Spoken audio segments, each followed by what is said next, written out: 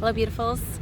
I am traveling, and so I'm not in my regular setting, but thank you for tuning in today. I wanted to talk today a little bit about something that's been popping up in my awareness lately. And as of late, I had a very poignant discussion with a young gentleman from Ireland.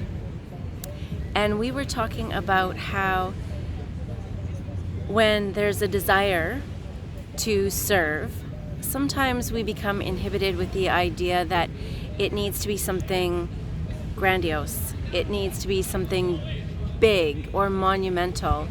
And in our discussion, we were saying how we both had to shift our perspective a little bit on what it looked like to help and be a helper, because most people who want to assist, they tend to want to do it in a really big way.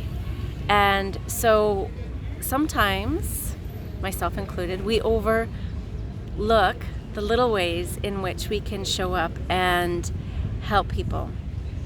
And today I just wanted to remind each and every one of us, because I need all of these reminders too, that helping doesn't have to be big. It doesn't have to cost money. It doesn't have to cost us a lot of time or a lot of effort. And to actually relate that, I want to share a story with you. I know of somebody who was suffering for years of chronic depression and anxiety, so much so that she couldn't actually leave her home except for forcing herself to go to therapy appointments. And during this whole period, she was incredibly suicidal. And in relating her story, she said that the one thing on some days that kept her going, the only thing that kept her from taking her own life, was that the bus driver smiled at her and actually greeted her. And she said it allowed her a space that she felt valued and appreciated, that somebody actually saw her. And when I heard that story, I was so moved. As you can see, I'm starting to get emotional. But it just made me remember that sometimes all it takes to be a helper is to smile, to actually just acknowledge somebody, to see that they're there. And then the impetus, if we want to do more, yes, we certainly can do more, but to remember that we can only give